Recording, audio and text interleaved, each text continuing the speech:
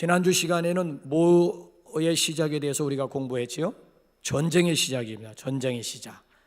그래서 창세기 14장에서 시작된 전쟁이 요한계시록 19장 아마겟돈 전쟁, 최후의 전쟁으로 막을 내리게 될 것입니다. 그러니까 창세기에서 계시록, 그 중간에 인류 역사라고 하는 것은 한마디로 말씀드리면 전쟁의 역사라고 할 수가 있는 것이지요. 그래서 세계 법률협회에 조사한 바에 의하면은 정말 지난 4,000년간의 역사 가운데 전쟁이 없던 시절은 268년밖에 안 된다는 거야. 아니 4,000년의 역사 가운데 전쟁 없이 평화롭게 지낸 시기가 268년이다. 그러면 인류의 역사는 곧 전쟁의 역사라고 해도 과언은 아니다라고 하는 얘기가 되지요. 여러분, 오늘도 계속 전쟁은 계속되고 있잖아요. 부족 간의 전쟁이 있지요, 민족 간의 전쟁이 있지요, 국가 간의 전쟁이 있지요. 그렇지 않습니까? 아니 더군다나 우리 자신과의 싸움도 있고, 우리 그리스도인들 같은 경우에는 무슨 싸움이 또 있어요? 영적인 전쟁이잖아요. 지금 치열하게 공중의 권세를 잡고 있는 악한 세력, 사탄의 세력과의 영적인 전쟁이 지금 활발하게 진행되고 있잖아요. 또 우리 사회에는 무슨 전쟁이 있어요? 정보 전쟁이 있잖아요. 산업 스파이들 심각합니다. 이 매국노들이, 오늘도 우리나라의 매국노들이 얼마나 많은지 몰라요. 그 우리나라의 그 반도체가 세계 1위거든요. 아직까지 우리나라 반도체를 따라올 250개 나라 중에서 우리나라의 반도체 기술 따라올 나라가 없었는데 중국이 지금 바짝 추격하고 있거든요. 근데 우리나라의 이 반도체 기술을 중국에다 팔아먹으려고 하다가 덜미를 그래, 이게 지금 우리 국가적인 국익에 대한 이게 문제인데, 자기 글쎄 중국에다가 그거 얼마나 그거 팔아먹고 얼마나 돈을 받고 팔아 남기려고 한지 모르지만 자기 배 채우겠다고 해서 나라를 팔아먹는. 아니 여러분, 이완용이가 뭐 따로 있는 줄 아십니까? 또 군 그잖아요. 군 장성급들이 군대 1급 기밀을 또 팔아넘기려고, 공산주의에 팔아넘기려고, 기밀을 팔아넘기려고 하다가, 이런 매국노들이 세상에 어디 있어요? 이런, 아니 이건 정말, 이건 내 개인의 잖아요. 착복 이전에 이건 정말 민족, 이건 국익에 관한 문제인데, 그래 요즘 보게 되면 이 산업, 이 정보전쟁이라고 하는 것이요, 이 현대사회에서는 이 정보전쟁이라고 하는 것이 굉장히 이게 아주 무서운 일이 아닐 수가 없어요. 더군다나 요즘 현대인들에게 있어서 가장 무서운 전쟁이 뭐예요? 베들레헴과의 전쟁이 있잖아요. 베들레헴과의 전쟁, 이것도 사실 매 식기마다 이거 자기 뱃살과의 전쟁, 이 베들레헴과의 이 전쟁이라고 하는 것도 이게 난 내가 내 자신을 봐도 참, 아니 그거 이거 지금 열어봐도 이거 아무것도 아닌 것 같아도 이거 유지하기 위해서, 이거 관리하기 위해서 먹는 거 굉장히 제가 조절을 하고 있는 거예요. 먹는 거를 매일같이 저울에 매일같이 내 몸을 달아보면서 1kg가 올라갔다면 1kg를 빼기 위한 방법이 뭐냐, 땀으로 흘릴 것이냐, 아니면 한 끼를 굶을 것이냐, 매일같이 이게 치열한, 이거 한동안 관리 안 했더니만 13kg 뺀 것이, 이게 그냥 막 몇 킬로까지 막 6, 7kg가 막 쑥 올라가 버리는 거였지요. 그러니까 매일 체크하지 않으면, 이 몸 이대로 내버려 두면, 이거 관리하지 않으면요, 이거 나중에는 이거 그렇잖아요. 제 명대로 살지도 못하고 수명 단축하게 되는. 그래서 요즘 현대인들이 이 베들레헴과의 전쟁이라고 하는 것도 이게 심각한 이 수준이 아니다라고 하는 것을 다시 한번 이제 깨닫게 되는 것이죠. 자, 어쨌든 우리 지난주 시간엔 전쟁의 시작에 대해서 공부를 했어요. 이방인들의 연합 전쟁 가운데 아브라함이라고 하는 사람이 휘둘리게 되었어요. 휘말리게 되었어요. 그 이유는 롯 때문에 그렇습니다. 롯 때문에. 그러니까 무슨 자신의 이익이라든지 자신의 명예를 위해서 싸웠다라고 하는 얘기가 아니라 롯을 위해서 싸운 거예요. 롯을, 조카를 위해서 싸운 거예요. 그러니까 생명을 죽이기 위해서 싸움을 했다는 얘기가 아니라 아브라함은 생명을 구하기 위해서 전쟁을 한 거예요. 이거 여러분 분명히 구분할 수가 있어야 돼요. 생명을 죽이기 위해서 전쟁을 벌이는 거하고 오히려 생명을 구하기 위해서 부득이 이 전쟁을 하는 경우하고는 다른. 그러니까 아브라함은 싸움의 명분, 전쟁의 명분이 너무나 분명했다라고 하는 얘기지요. 자, 우리 지난주 시간에 공부한 내용의 결론이 뭡니까? 사병이거든요. 사병 318명, 집에서 길리고 훈련한 사병. 318명을 끌고 나가가지고 전쟁에서 내왕, 연합국 내왕을 상대로 해가지고 전쟁을 벌여가지고 대승리를 거두게 되었습니다. 자, 승리의 비결은 두 가지였는데, 자, 20절 한번 여러분 본문 말씀 다시 한번 확인해 보세요. 승리의 비결 20절, 저기 화면은 안 뜰 거예요. 성경 가지고 온 분들, 안 가지고 온 분들 용용 죽겠지 하기 위해서 두 가지는 요거 좀 한번 하는 거예요. 20절 시작. 너희 대적을 내 손에 붙이신 지극히 높으신 하나님을 찬송할지로다. 됐습니다. 내 대적은, 너희 대적, 1절에 나와 있는 내 연합국이야. 강대국, 내 연합국 대적을 아브라함 손에 붙이신 분이 누구라고요? 하나님, 지극히 높으신 하나님. 그러니까 승리의 원인은 하나님이 아브라함의 손을 들어주었기 때문에 아브라함이 승리했다. 또 한 가지 승리의 결정적인 요인은 13절이에요. 13절 한번 13절 여러분 읽어보세요. 자, 무슨 얘기인지 13절 시작. 도망한 자가 와서 히브리 사람 아브라함에게 알리니 그때에 아브라함이 아모리 족속 마므레의 상수리 숲을 근처에 거주하였더라. 마므레는 에스골의 형제요 또 아넬의 형제라. 이들은 아브람과 동맹한 사람. 아브람, 이 사람들이 누구와 동맹한 사람이라고요? 아브람과 동맹을 했다라고 하는 얘기예요. 그러니까 첫 번째 승리의 요인이라고 하는 것은 하나님이 아브람의 손을 들어주었기 때문에, 아니 연합국의 내왕을 아브람 손에 붙였기 때문에 아브람이 승리했다는 얘기고, 두 번째 요인은 동맹이라고, 아브람이 동맹했다라고 하는. 그래서 오늘 본문 말씀 마지막 절 한번 보세요. 자, 이것도 한번 보너스인데 24절 한번 읽어보세요. 자, 시작. 오직 젊은이들이 먹은 것과 나와 동행한 아넬과 에스롤과 마므레의 분깃을 제할지니 그들이 그 분깃을 가질 것이니라. 여기 동맹, 13절에 나와 있던 동맹. 그러니까 이 전리품이 있잖아요. 전리품. 그 전리품을 아브라함이 지금 누구와 더불어 나누고 있는가 하면 동맹, 13절에 나와 있던 동맹. 사병만 이끌고 나갔다라고 하는 얘기가 아니라 주변에 있는, 그렇잖아요, 동맹한 사람이 있었다라고 하는 네트워킹 되어져 있는 이 여러 사람들과 더불어 같이 힘을 합해가지고 연합군을 때려부셨다라고 하는 이야기예요. 오늘도 여러분 믿음이 좋다라고 하는 사람이 빠지는 함정이 뭔 줄 아세요?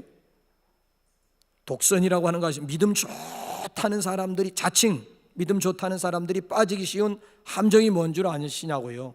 독선이거든요. 독불장군. 교회에서는 사실 이 독선이나 이 독불장군은 바람직하지 않아요. 서로 힘을 모아가지고 연합해서 하는데 의미가 있는 것이지, 그냥 독불장군식으로 그냥 다 그냥 제껴버리고 나 홀로, 내 혼자, 이건 별로 그렇게 바람직한 그런 모습이 아니에요. 그래서 오늘 여기 지금 아브라함이 승리하게 된 것은 아브라함이 지금 자기 사병만 끌고 나가서 승리했다라고 하는 얘기가 아니라 13절에 나와 있는 주변에 있는 사람들과 연합을 했다라고, 동맹했다라고 하는 이야기예요. 그러니까 철저하게 이건 공동체의 승리였다. 그래서 이 공동체의 중요함을 우리가 다시 한번 이제 깨닫게 되고요. 자, 이제 여기 오늘 본문 말씀은 어떤 내용입니까? 이제 본문을 이제 돌아와 보게 되면 17절부터 마지막 절까지 오늘 본문의 내용은 전쟁에서 승리하고 이제 백마를 타고 막 의기당당하게 막, 그렇잖아요, 개선하고 있는 아브라함의 모습을 소개하고 있는 거예요. 전쟁에서 승리하고 쫙 이제 자기 잃어버린 조카와 가족들을 다 되찾고 전리품까지 챙겨가지고 이제 다시 이제 귀환하고 있는 백마를 타고 지금 개선 장군 행렬의 모습을 지금 아브라함이 지금 연출하고 있는 이런 내용이지요. 자, 그가 승리하고 돌아올 때 두 사람이 아브라함을 맞이하게 됩니다. 자, 두 사람이 아브라함을 공식적으로 영접을 하게 되는데 누굽니까? 자, 17절 18절 한번 보세요. 승리하고 돌아올 때 두 부류가, 두 사람이 지금 아브라함을 공식적으로 환영하면서 영접을, 두 사람이 누군지 한번 보세요. 시작. 아브라함이 그돌라오멜과 그와 함께한 왕들을 쳐부수고 돌아올 때에 소돔 왕이 샤오의 골짜기 곧 왕의 골짜기로 나와 그를 영접하였고, 살렘 왕 멜기세덱이 떡과 포도주를 가지고 나왔으니 그는 지극히 높으신 하나님의, 자, 누가? 소돔 왕. 또 하나는 뭐예요? 살렘 왕. 소돔 왕과 살렘 왕이 아브라함을 승리하고 돌아오는 아브라함을 영접한 거예요. 자, 그런데 여기 그 내용을 보게 되면 여기 지금 소돔 왕은 재물 가지고 아브라함을 영접을 했고, 살렘 왕은 떡과 포도주를 가지고 아브라함을 영접을 했어요. 자, 살렘 왕과 소돔 왕이 똑같이 나와가지고 돌아오는, 승리해서 돌아오고 있는 아브라함의 일행을 영접을 했는데, 자, 아브라함이 지금 누구의 영접을 받을까요? 주저함 없이 소돔 왕, 재물을 가지고 아브라함을 맞이하고 있는 소돔 왕이 아니고요, 떡과 포도주를 가지고 당신을 맞이하는 살렘 왕의 영접을 선택하게 되었다라고 하는 얘기예요. 그러니까 지난주 시간에도 우리가 공부했습니다. 주일날도 공부했습니다만은 아브라함이 바른 선택을, 이렇게 지금 오늘도 지금 바른 선택이 나오잖아요. 그러니까 바른 선택을 할 수 있었던 비결이 어디에 있느냐? 이제 여러분 이번 주 셀름에 또 한 번 확인하게 될 터인데, 창세기 13장 4절과 18절 때문에 거기서 여호와의 이름을 불렀더라, 거기서 여호와를 위하여 제단을 쌓았더라. 그러니까 아브라함 생애 가운데는 기도와 예배가 살아있었기 때문에 오늘 여기에서도 이거 기도와 예배가 없으면 어느 쪽을 선택할 것 같아요? 재물 가지고 당신을 맞이하는 사람과 이거 떡과 포도주 가지고 나와서 자기를 맞이하는 사람, 이 두 사람이 나를 영접한다고 할 때 내가 어느 쪽에, 그렇잖아요, 손을 들어주고 어느 쪽을 선택할 것 같습니까? 예배와 기도가 없는 사람들은 당연히 소돔왕 쪽, 물질을, 엄청난 물질을 가지고 나를 맞이하려고 하는 이 사람의 영접을 받게 되지, 누가 그거 떡과 포도주를 가지고 나를 맞이하는 이 영접을 받겠느냐는 얘기예요. 그러니까 아브라함은 기도와 예배가 살아있었기 때문에 이 결정적인 순간에서도 재물을 선택한 것이 아니라 떡과 포도주를 선택했다라고 하는 얘기예요. 그래서 오늘 우리가 공부하고자 하는 내용은 떡과 포도주를 가지고 아브라함을 영접했던 멜기세덱, 도대체 그는 누구냐? 이거 지금 공부하려고 해요. 왜? 멜기세덱을 통해서 11조가 시작이 되었기 때문에 그래요. 그래서 오늘은 전체적인 주제는, 지난주는 전쟁의 시작이지만 오늘은 11조의 시작이야. 신구약 성경에서 최초로 11조가 언급된 성경, 또 그 장이 어디냐 했을 때 창세기요, 오늘 여기 14장이라고 하는 얘기예요. 그러니까 11조의 시작을 공부하기 위해서는 반드시 멜기세덱을 우리가 공부를 해야 된다라고 하는 얘기가 되지요. 자, 살렘왕 멜기세덱, 그는 어떤 사람일까? 자, 여기서 이제 우리가 멜기세덱에다가 우리 한번 좀 우리 이 시간 좀 초점을 좀 맞춰보려고 생각을 합니다. 제가 목사 고시를 볼 때요, 저희가 목사 안수를 받을 땐 굉장히 힘들었어요.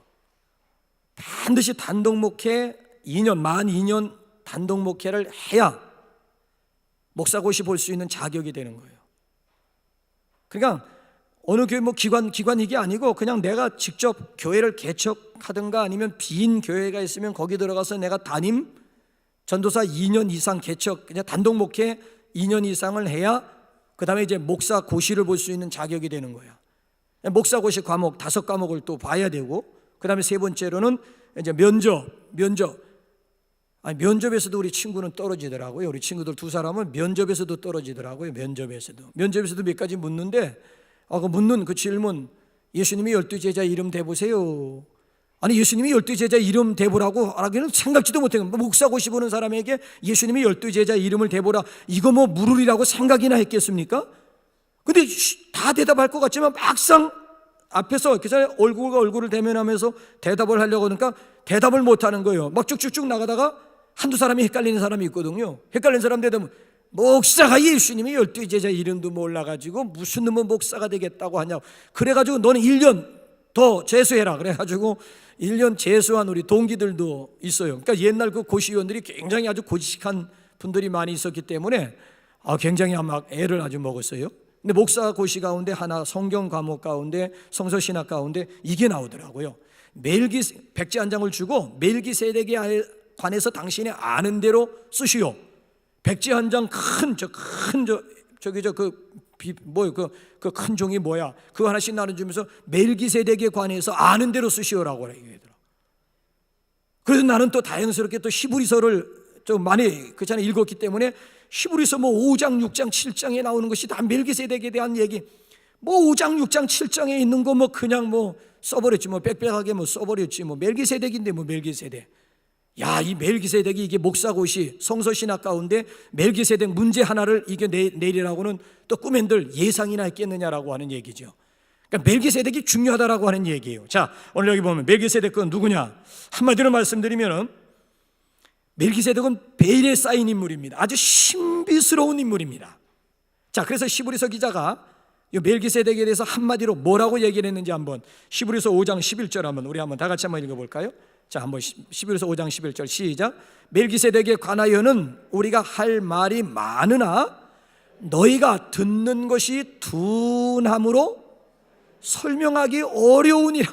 그러니까 멜기세덱에 관하여서는 할 말이 많은데 듣는 너희가 둔하기 때문에 어떻게 설명할 길이 없다는 얘기야. 답이 없다는 얘기가 아닙니다. 해석이 불가능하다는 얘기가 아니라 해석하기 어렵다는 얘기야. 해석이 없고 해석이 불가능하다는 얘기는 저거 아닙니다. 근데 이거를 어떻게 해석하기 쉽지 않다는 얘기예요. 멜기세덱에 관해서 설명하기도 힘들고 멜기세덱에 관해서 해석하기가 어렵다는, 아니 불가능하다라고 하는 얘기, 해석이 안 된다는 것과 어렵다라고 하는 얘기는 다른 거예요. 그러니까 내가 설명하기도 힘들지만 여러분들이 듣는 여러분들도 들으면서 이해하기 어렵다라고 하는 얘기. 말하는 사람도 힘들 뿐만 아니라 듣는 사람도 이해하기가 어렵다라고 하는 그런 얘기가 되는 거예요. 여러분, 그렇습니다. 성경에 나와 있는 인물들 2930명을 쭉 분석을 해보게 되면 언제 어디서 태어났느냐가 분명해요. 무슨 일을 했느냐가 분명해요. 어떻게 죽었느냐가 분명해요. 그러니까 시작과 끝이 분명해. 2930명, 성경에 나와 있는 2930명은 시작이 언제 태어났는지가 분명하고 어떻게 살다가 어떻게 죽었는지 이게 분명하다고, 시작과 끝이 있어요. 근데 오늘 여기 본문에 나와 있는 이 멜기세덱만큼은 이게 없어. 언제 태어났는지도 없고, 예?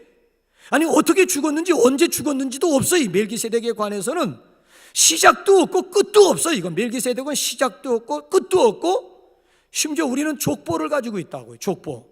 근데 이 멜기세덱은 족보도 없는 거야. 이게 족보도 없는 거야. 이게 아니 성경에 나와 있는 2930명이라고 하는 인물들에 대해서는 다 시작이 분명하고 끝이 분명하고 중간에 뭘 했는지 이게 분명한데, 아니 도대체 이거 멜기세덱은 이거 어떤 인물이기에 시작도 없고 끝도 없고 중간에 있는 족보조차도 없단 말이냐.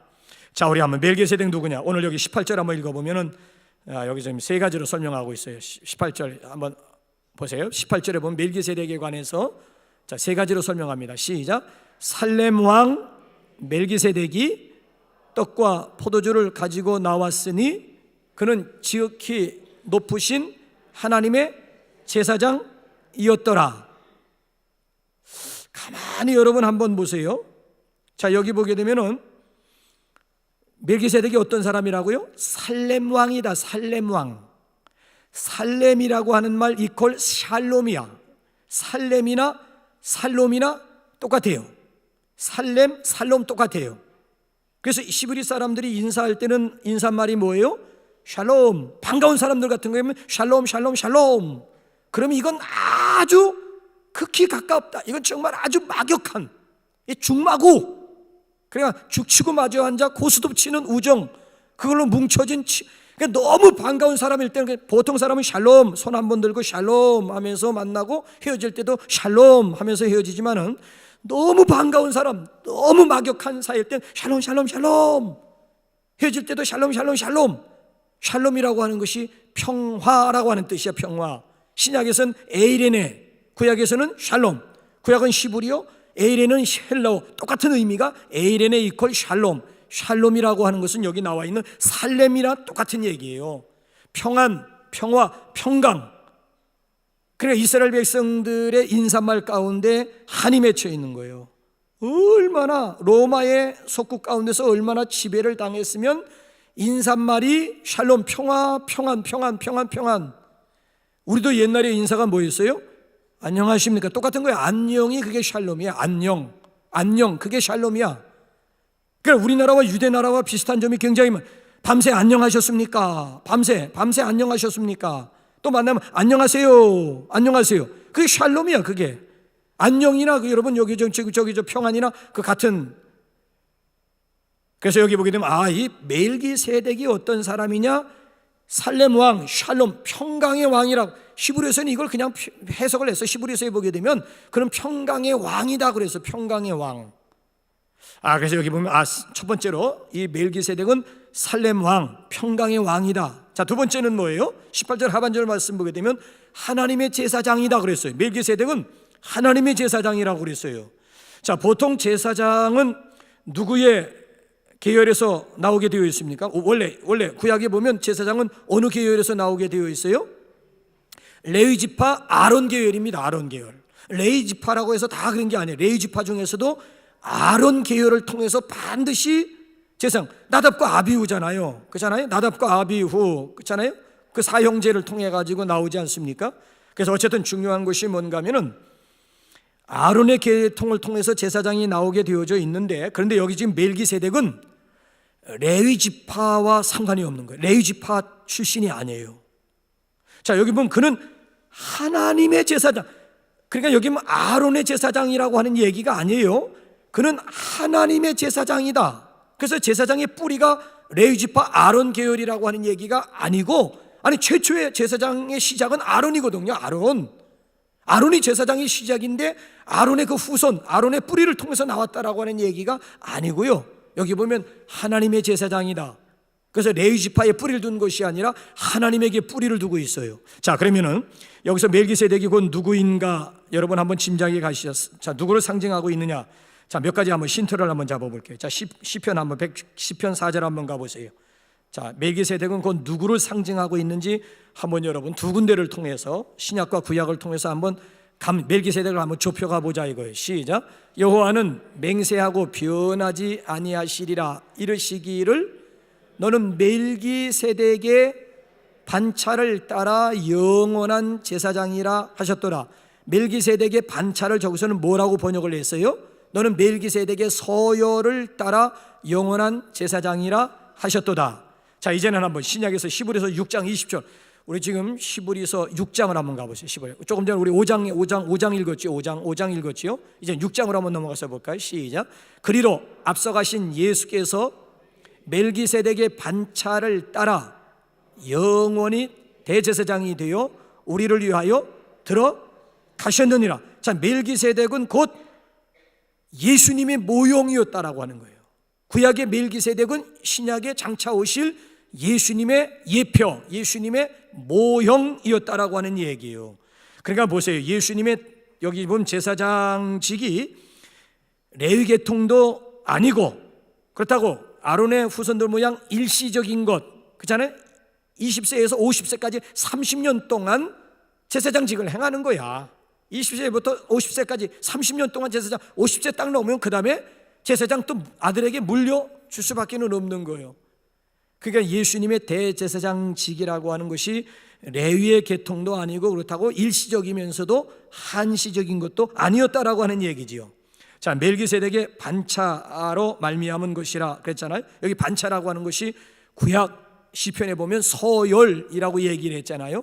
이 반차라고 하는 것이 같은 여기 계통, 같은 계열이라고 하는, 같은 유형이라고 하는 그런 뜻을 가지고 있지요. 자, 이것은 그리스도의 대제사장직이라고 하는 것이 신적인 권위, 영원성을 강조하고자 하는 얘기죠. 그래서 히브리서 7장 3절 말씀을 보게 되면 이렇게 얘기를 해요. 항상 제사장으로 있느니라. 예수님은 항상 아론의 후손들은 항상이 아니라니까. 20세부터 50세까지라니까. 항상이 아니야. 근데 멜기세덱의 반차를 따라서 그렇잖아요. 세워지신 대제사장 되신 예수님은 항상 제사장으로 있느니라. 그래서 이 멜기세덱은 예수님의 예표가 되고 있구나, 예수님의 모형이 예수님의 그림자가 되고 있구나라고 하는 것을 이제 다시 한번 우리가 이제 깨닫게 되는 것이죠. 그래서 멜기세덱은 하나님의 제사장이다. 자, 그다음에 또 세 번째로는 우리 한번 히브리서 한번 7장 1절부터 3절 보십시다. 멜기세덱이 누군지 한번 이번에는 자 히브리서 5장 나왔어요. 5장 11절, 그다음 6장 20절 나왔어요. 이제 7장. 그러니까 히브리서 5장, 6장, 7장이 다 이 멜기세덱에 관한 내용을 담고 있다는 거야. 그러니까 히브리서 5장, 6장, 7장만 딱 읽기만 하면 멜기세덱에 가서 썰을 풀으시오 하면 얼마든지 썰을 풀을 수 있는 이 히브리서 3장만 읽으면 되는 거예요. 자, 한번 보세요. 자, 그 다음에 멜기세덱이 어떤 사람인지 한번 히브리서 뭐라고 얘기를 하는지. 시작. 이 멜기세덱은 살렘 왕이요 지극히 높으신 하나님의 제사장이라. 여러 왕을 쳐서 죽이고 돌아오는 아브라함을 만나 복을 빈 자라. 아브라함이 모든 것의 10분의 1을 그에게 나누어 주니라.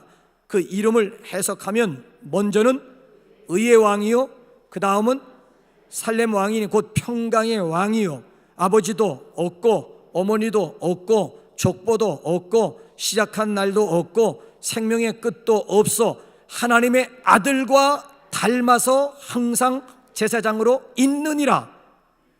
하나님의 아들과 닮아서. 그러니까 멜기세덱은 누구의 모형이라고 하는 얘기예요?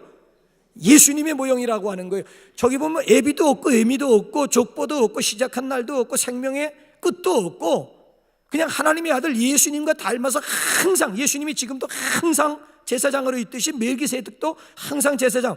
지금 공부하자고 하는 거 그 얘기가 아니고요. 그 위에 보게 되면 첫 번째로는 평강의 왕 살렘 왕이고 두 번째로는 하나님의 제사장이고 그 다음 내용 보게 되면 다시 돌리면 세 번째 돌리면은 뭐예요? 거기 나와 있는 게 뭐예요? 의의 왕, 의의 왕. 먼저는 의의 왕. 그래서 원래 멜기세덱이라고 하는 것은 여기 그 헬라어를 보게 되면 이렇게 나와요. 멜키제덱.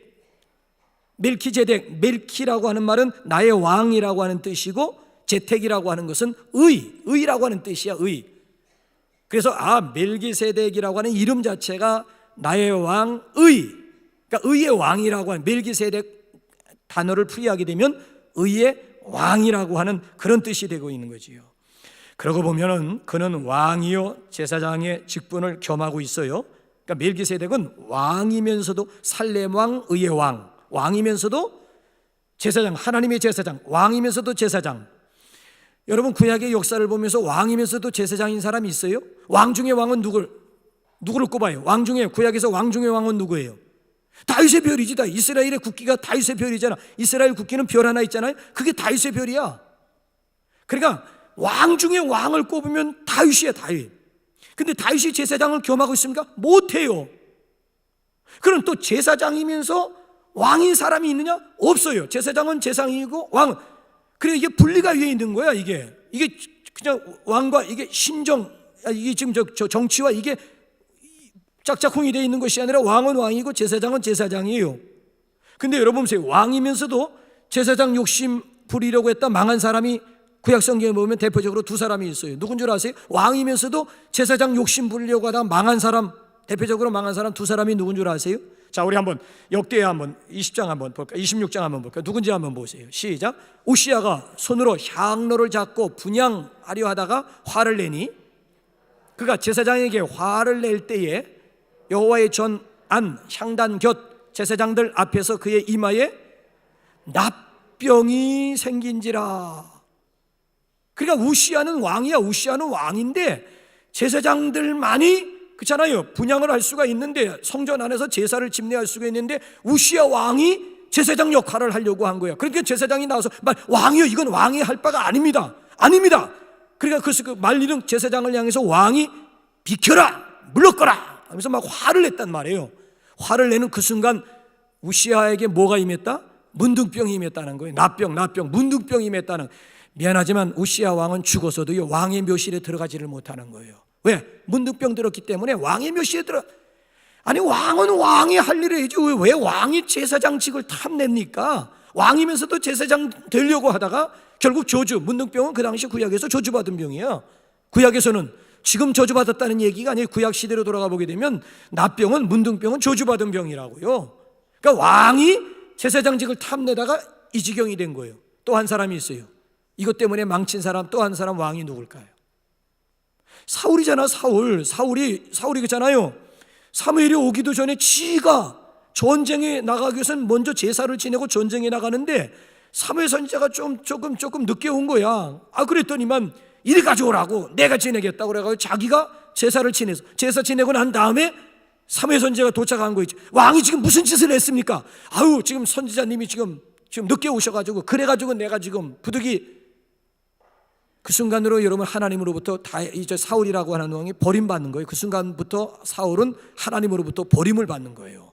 그러니까 이스라엘의 역사 가운데 왕이면서도 선지자가 되고 제사장이 되고 제사장이면서도 선지자 된 경우는 없어요. 그런데 예외가 있다라고 하는 거예요. 멜기세덱만큼은 살렘 왕, 의의 왕이면서도 하나님의 제사장, 제사장과 왕이 같이 겸직되어져 있는 거예요. 여러분, 예수님을 메시아라고 얘기를 해요. 그리스도라고 얘기를 해요. 자, 그리스도의 뜻이 뭐예요? 기름 부음을 받는다, 기름을 붓다라고 하는 뜻이에요. 좀 그리스도의 이름을 뜻은 기름 부음을 받는 거예요. 기름을 붓다. 그럼 구약에는 누구에게 기름을 부었어요? 왕에게, 제사장에게, 선지자에게 기름을 부었어요. 예수님은 왕 중에 왕, 제사장 중에 대제사장, 또 선지자 중에 선지자라고 해요. 그래서 시제로 따지면 예수님은 지금 이 세 가지를 다 겸직하고 계세요. 과거 시제는 선지자로 오셨어요. 자, 지금은 현재는 제사장으로 계세요. 하나님 보좌 우편에서 우리를 위해서 로마서 8장에 보면 뭐하고 계시다? 중보하고 계시다. 지금은 선지자로 계세요. 그런가 하면 미래에는 어떤 직위를 가지고 이 세상에 재림하실까요?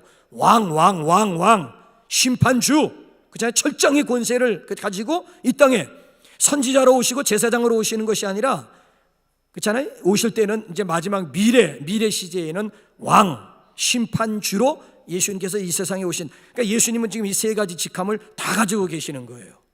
그러니까 멜기세덱이 누구냐? 멜기세덱은 바로 신약에 태어나실 예수님의 모형이다라고 하는 분명한 결론이 이제 여기서 나오게 되는 것이죠. 여러분, 지금 우리가 무슨 절기 가운데 있지요? 대강절기. 우리가 지금 대강절기를 지금 맞이하고 있는, 대강절기는 누구에게 초점을 맞추고 있는 거예요? 그리스도에게 초점을 맞추고 있는 거지요. 그러니까 2000년 전에 말구유 마구간에 오신 예수님이 아니고요. 이거 중요한 것은요, 그 당시에는 예수님을 영접할 곳이 없어서 마구간에다가, 오늘 현재적인 의미로 따지면 어디다 우리를 예수님을 모셔야 된다? 우리 마음 중심이라고. 마구간이 아니고 우리 마음 중심에. 나는 이미 영접했지요. 이미 영접했는데, 목사님 영접했지만 당신 마음의 왕자에 지금 누가 앉아 있느냐가 문제예요. 영접은 했지만 내 마음의 왕자는 아직까지도 내 자아, 내가 내 마음의 왕자에 앉아있고, 예수님 모셔드렸지만 그 마음의 왕자 옆에다가 사이드에다가 예수님을 모신 분들이 대다수 한 80-90%는 다 예수님 다 영접했어요. 뭐 10% 20%만 예수 영접하지 않은 그런 상태지만 다 영접했지만, 영접도 영접 나름이라니까. 영접을 했는데 정말 내 마음 중심 한가운데 중심 되신 그리스도, 그러니까 내 마음의 왕자에 예수님이 앉아 계시느냐, 아니면 나라고 하는 자아가 아직도 앉아 있고 예수님을 내가 꼬봉으로 지금 의사로, 물주로, 뭐 아니면 뭐 있잖아요, 위로자로, 뭐 이런, 그러니까 예수님이 필요할 때만 내가 지금 예수님을 내 마음의 왕자는 내가 앉아서 지금 앉아 있고, 예수님은 마음의 왕자 그 옆에다가 세워두고 계신, 마음속에 영접을 했지만은 마음 한 구석에다가 예수님이 지금 사이드로 밀려나 있는 경우는 아니냐. 그래서 여러분, 대강절이라고 하는 것은 위치 바뀌는 거예요. 자리를 바꾸는 거예요. 자리를. 내가 마음의 왕자에 앉아있던 그런 상태에서 이제는 이런 대강절기를 통해서 제가 겸손히 내려앉고 옆에 계신 예수님을 내 마음 중심, 마음의 왕자에 모셔드리는 절기가, 이게 이제 대강절의 특별한 의미라고 하는 얘기지요. 여러분들 한번 스스로 한번 질문 던져보라고요. 누가 내 마음의 왕자에 지금 누가 앉아 계시냐 이거예요.